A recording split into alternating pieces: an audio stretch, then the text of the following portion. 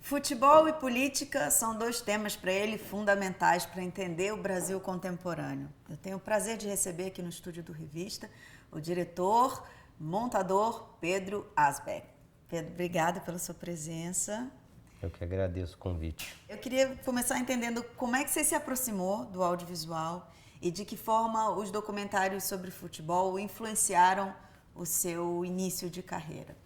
Meu pai é cineasta também, e desde bem pequeno eu comecei a frequentar o ambiente assim, de produtoras e de externas, tipo carregar um tripé, carregar uma bateria. E comecei a gostar, depois acabei estudando cinema e em 97, junto com o Felipe Nepomuceno, abri uma produtora, Raça Filmes, de filmes independentes e raçudos e sem nenhuma grana. E ao longo de 10 anos fizemos, sei lá, uns 30 curtas e alguns outros trabalhos e tudo mais. E ali começaram meu interesse tanto pelo documentário quanto pelo tema futebol dentro do cinema. Eu fiz alguns filmes naquela época que tinham a ver com futebol.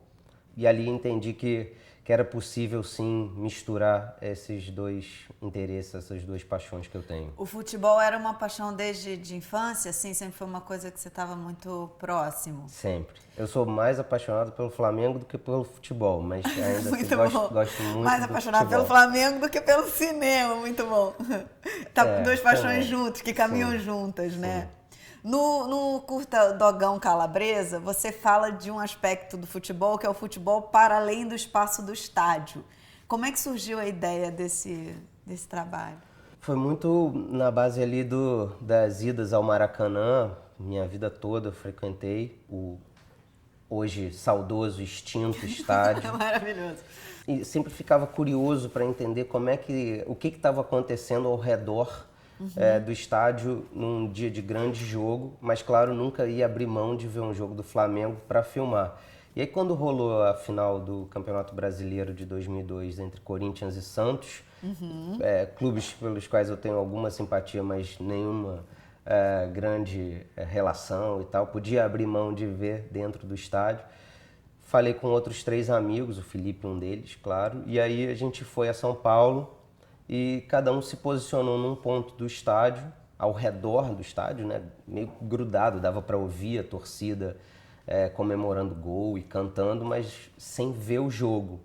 E isso foi muito legal, foi uma experiência muito legal, até por conta do método, assim, da linguagem que a gente usou, que é de cinema direto, sem interferência nenhuma, incrível. só ali parado esperando. E além de tudo foi um jogaço, assim, 2 viradas, confusões. O imponderável assim. ali vivo, né? Porque também você está filmando uma coisa que está acontecendo na hora, um jogo que pode ter qualquer resultado, né? Sim. Incrível, incrível. Foi muito maneiro.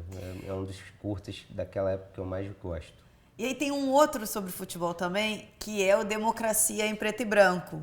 Eu queria que você me explicasse o que é essa democracia em preto e branco, como é que esse movimento surgiu dentro do Corinthians, né? Sim. E de que forma que o rock and roll tá relacionado com essa temática, como é que entra dentro desse assunto. O Democracia em Preto e Branco trata daquele período de redemocratização vivido no Brasil ali no início dos anos 80.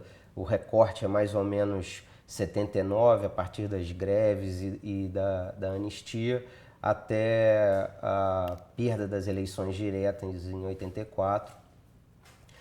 Quer dizer, a não votação, né, das diretas, assim, aquela frustração coletiva nacional muito triste.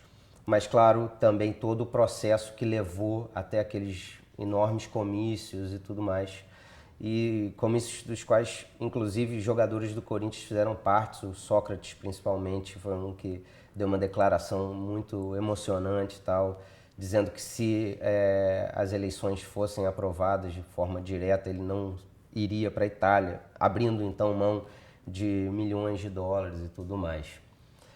O filme tem esse recorte histórico e aí ele foca na democracia corintiana, que foi um movimento que durou pouquíssimo tempo e que basicamente deu aos jogadores direitos que até então nunca tinham sido dados e que infelizmente nunca foram dados depois. Os jogadores passaram a votar e decidir determinados temas do cotidiano deles, horário de treino, contratação, se o ônibus vai parar no meio da estrada ou não, se pode tomar uma cerveja ou não, se os jogadores vão ficar concentrados antes de um jogo ou não. Coisas que dizem respeito ao profissional, mas que até então, por conta de um enorme paternalismo que sempre existiu no futebol, nunca foi dado nenhuma voz ao jogador. Isso foi uma iniciativa de quem? Basicamente, do próprio Sócrates, não?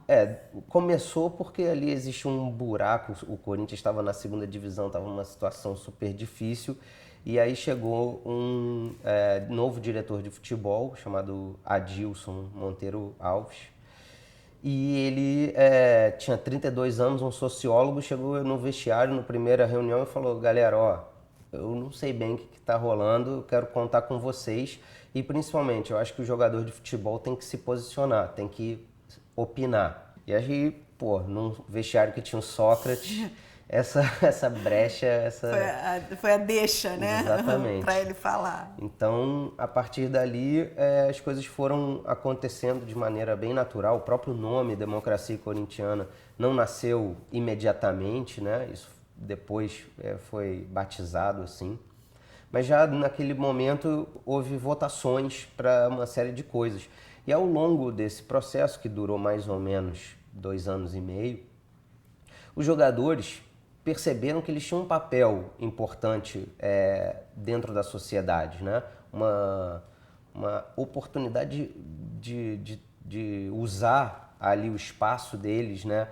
E inclusive o espaço dentro da camisa, que houve algumas vezes deles escreverem coisas como Dia 15 Vote, Democracia Corintiana e tal, para opinar, para mobilizar não só a torcida do Corinthians, mas todas as torcidas, né? O futebol hoje em dia, quer dizer, sempre foi e hoje em dia cada vez mais ele eu acho, muito mal aproveitado, né? Assim, do ponto de vista do espaço que os jogadores têm e de como eles usam, né? Em geral, para vender shampoo, para vender bateria de carro, para vender coisas assim e pouco para opinar, né? A gente São não figuras tem, muito influentes, né? e a gente não tem a menor ideia do que realmente pensa, qual é a opinião política e tal do Neymar, do Davi Luiz, de caras que têm, sei lá, 1 milhão de seguidores no Twitter e que poderiam de alguma maneira realmente ajudar numa mobilização e coisas assim, né?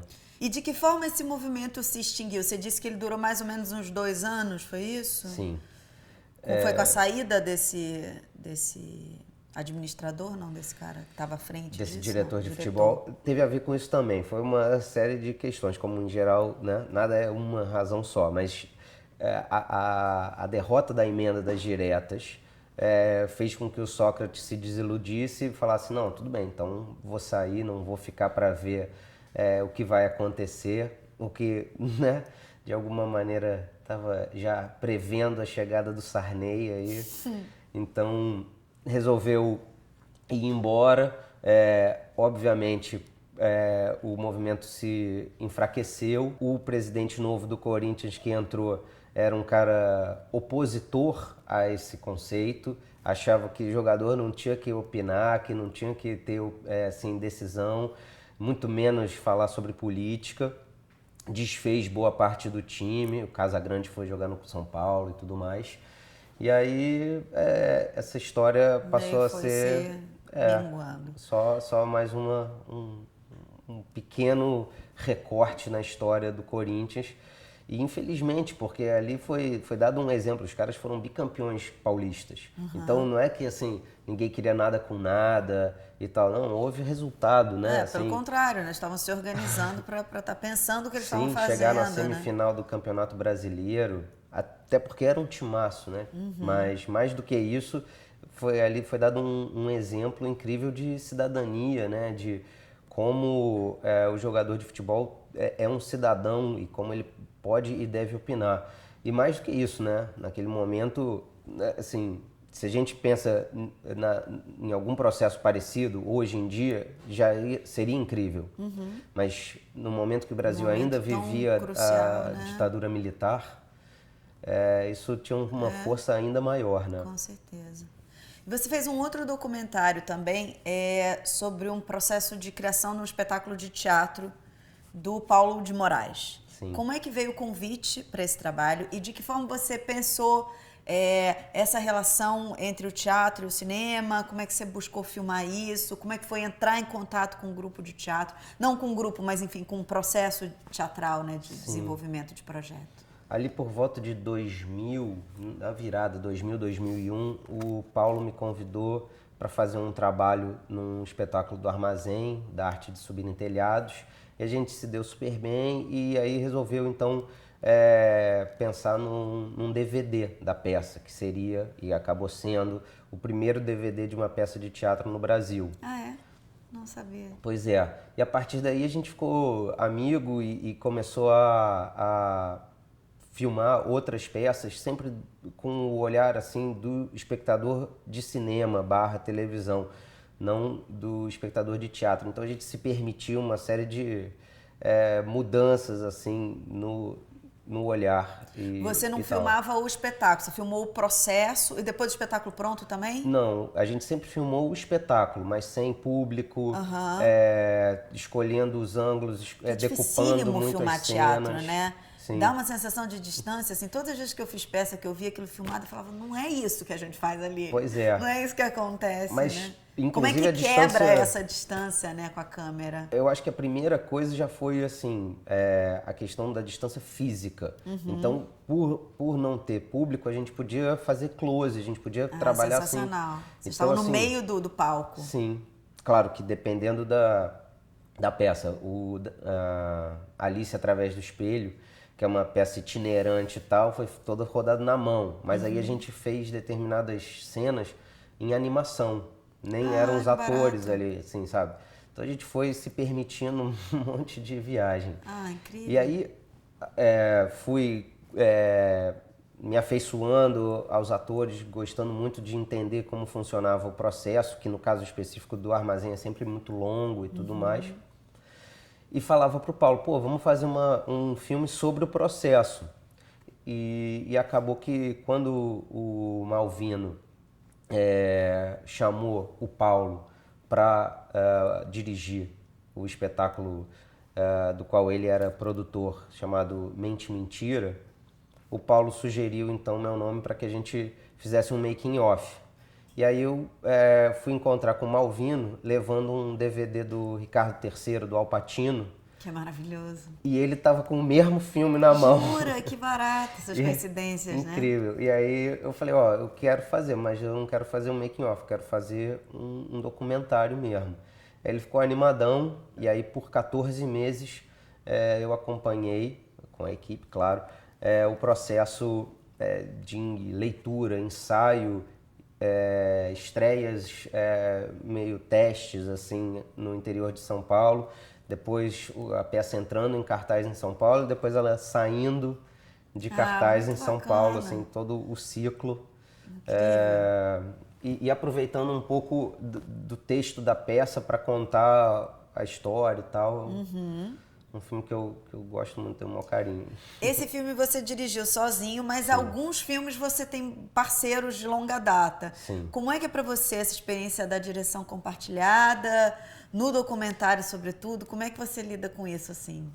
Para mim sempre foi uma coisa natural, por ser sócio do Felipe, a gente fez muitos filmes juntos. Mas não é só com o Felipe que você trabalha, Felipe Bragança. Não, Felipe Nepomuceno. Felipe Nepomuceno. Que foi meu sócio, fomos sócios na Raça Filmes por 10 anos. Mas você só trabalha com ele, não? Não. Inclusive, apesar de sermos muito amigos até hoje, deixamos de trabalhar junto, talvez até para manter a amizade. Se separaram, oficialmente. Sim, mas basicamente o Geraldinos, por exemplo, é um filme que foi feito em co-direção com outro amigo, Renato Martins.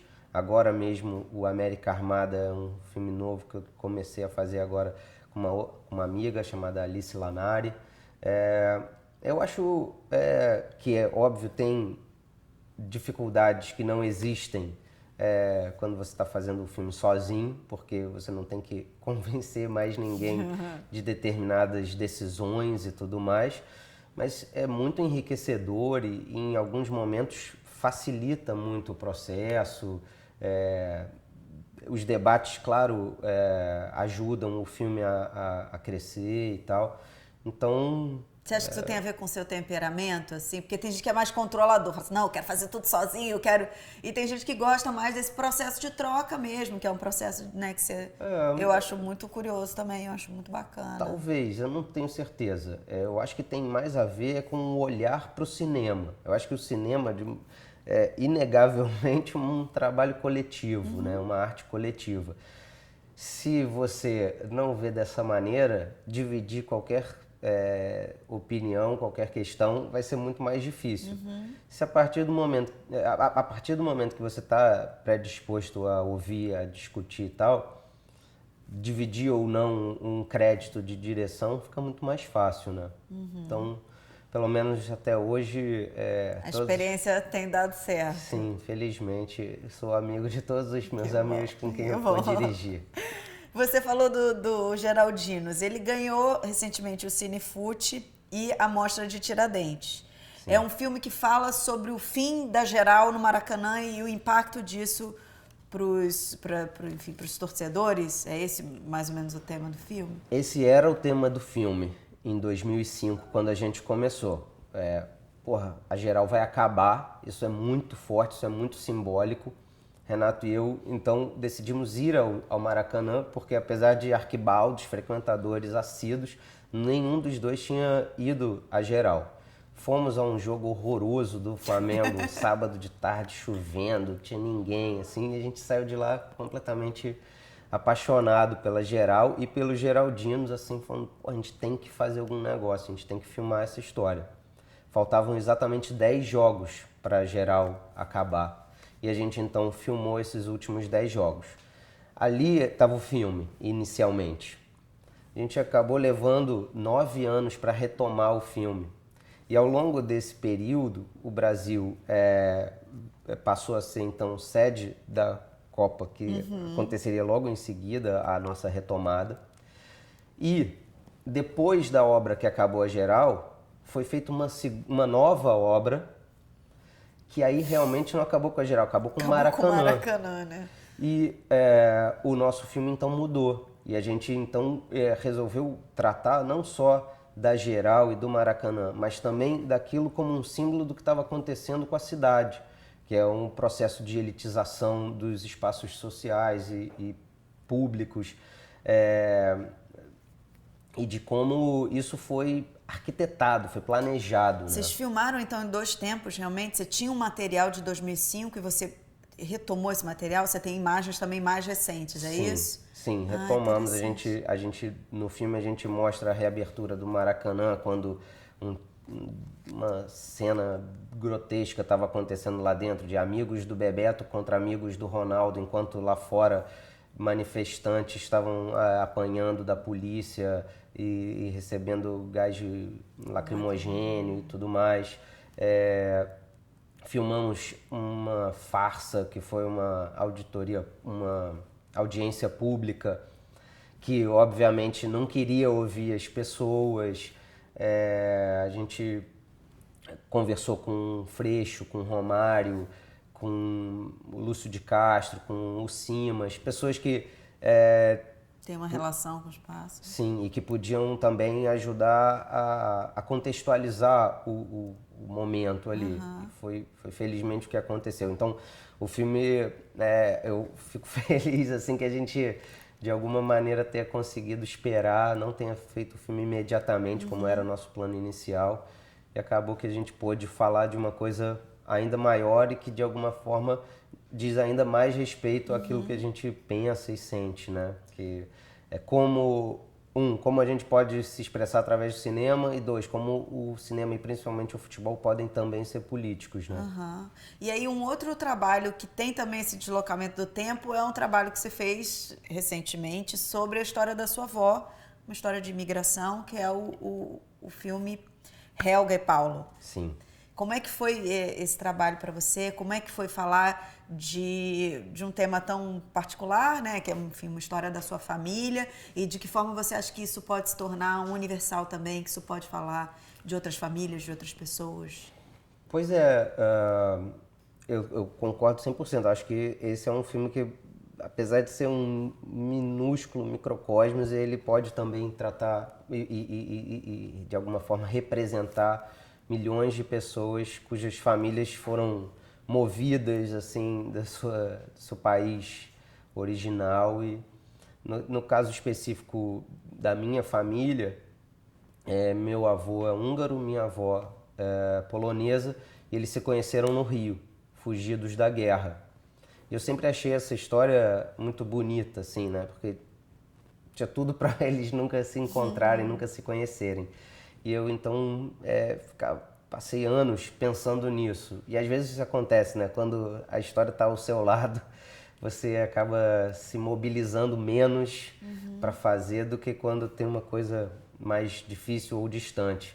E felizmente, por conta de um prêmio que rolou no ano passado, em 2015, eu tive a chance de finalmente passar uma tarde assim com a minha avó, entrevistá-la, e a gente ficou basicamente vendo fotos dela na Polônia, dela muito nova ainda, chegando no Rio, conhecendo o Rio, depois dela com meu avô, e ela, cada foto lembrava um pouco de um período e tudo mais. E o filme é isso, basicamente uma conversa entre uma avó e um neto, e um montão de fotos e lembranças. Assim, é um filme que eu fico felizão que ficou pronto, assim, porque tinha um grande risco dele só ser uma ideia, sabe? Ah, não, mas um projeto bacana. E você, além de tudo isso que você está fazendo, que você já fez, você ainda cozinha. Você tem 2 livros de culinária, é isso? Como é que é 3. a sua relação com a culinária? Você sempre cozinhou? Comecei a cozinhar ali por volta dos 14, 15 anos. Me interessei muito, assim, pelo universo. Percebi que eu tinha interesse em cebolas e berinjela, pimentão e tudo mais. E falei, beleza, é um hobby, vou começar a cozinhar, vou brincar. E aí, como é que isso vira um livro? O primeiro rolou quando eu estava ainda morando em Londres, e eu comecei a cozinhar para os amigos e tal, e eles ficavam falando, pô, que beleza, que delícia, e eu falando, cara, é fácil, não foi difícil. E aí veio a ideia do conceito do livro, digamos. O livro se chama Como Impressionar Sem Fazer Esforço. E aí Vou comprar. são receitas simples, né? Assim, basicamente qualquer um pode fazer, e principalmente acho que a ideia de tirar um pouco da mística, assim, sabe, da cozinha, de que tem que ser uma coisa difícil, elaborada e tal. E aí nasceu esse primeiro livro. Depois, alguns anos depois, eu fiz um segundo chamado Bonito, Barato e Gostoso, cozinhando com sobras. Então, a ideia era como reaproveitar alimentos, né? Às vezes a gente chega em casa e tem assim um pote de arroz e não sabe muito o que fazer, e fica ali e de repente o arroz estraga, ou frango, ou batata, ou pão. Então é só como o livro tem receitas de reaproveitamento e tal. E aí mais recentemente eu escrevi o terceiro, chamado Beber, Comer, Sobreviver, Cozinhando de Ressaca, que são receitas variadas, de dificuldades variadas e interesses variados, justamente para aquele amigo que acordou de ressaca e precisa de um O que conforto. que ele vai fazer? A comida realmente é importante no processo de cura, Você né? já pensou em fazer alguma coisa relacionada ao cinema, com culinária? Não, nunca foi, não tem nenhum projeto nesse sentido. Tem um projeto de um programa com a Kátia Barbosa, do Aconchego Carioca, que infelizmente nunca saiu do papel, mas eu tenho muita vontade. A Kátia é sensacional, é uma super cozinheira É mesmo. e uma personalidade incrível, assim. E eu tinha vontade. É mais uma dessas paixões que eu gostaria de alguma maneira trabalhar me divertindo fazendo isso, mas por enquanto ainda não rolou, infelizmente. E você tem um outro projeto, seu projeto atual, chama América Armada. Sim. Explica aí um pouquinho como é que é esse projeto. É um filme que trata do problema da ausência do Estado e do nascimento, então, de poderes paralelos na Colômbia, no México e no Brasil. De como a violência se banalizou nesses espaços, como a violência proliferou e ao mesmo tempo como esses 3 países hoje vivem realidades muito distintas. A Colômbia, felizmente, já vive hoje um processo de paz, de desarmamento, de reconciliação. O México vive hoje um ápice da violência, uma série de territórios abandonados pelo Estado e quem chegar primeiro, que tiver mais força, leva e alguns conseguem se defender criando milícias civis e tal, e muitos outros lugares dominados pelos cartéis de narcotráfico e muitos assassinatos, muitos estupros, muita violência. E o Brasil, que vive uma coisa, infelizmente, parecida, mas que não é muito comentado, não é muito falado. Então a ideia é tratar desse tema aqui no Rio também. Se tudo der certo, vamos conseguir, apesar de umas notícias que a gente recebeu de que essa não era uma boa ideia. No atual momento, na atual conjuntura política do país, a gente está num momento muito crucial, né? Acho que mais do que isso, acho que sempre tem gente que não quer que você trate de determinados assuntos, né? O Freixo, infelizmente, até hoje vive com escolta, assim como algumas outras pessoas, apesar dos principais líderes das milícias Ainda é proibido pensar aqui, né? Sim, e é perigoso opinar e tal. Mas a gente tá torcendo para conseguir, para fazer esse filme, assim. Eu tô muito animado, apesar dos riscos, acho que é um tema muito relevante, sabe? Acho também, maravilhoso. Vou estar torcendo junto. Valeu. Em breve teremos aí América Armada. Tomara. Pedro, muito obrigada pela sua presença. Eu que agradeço. Se vocês quiserem ver a entrevista na íntegra, vocês entrem no site revistadocinembrasileiro.com.br. Eu deixo vocês com mais um filme de micrometragem. Até mais.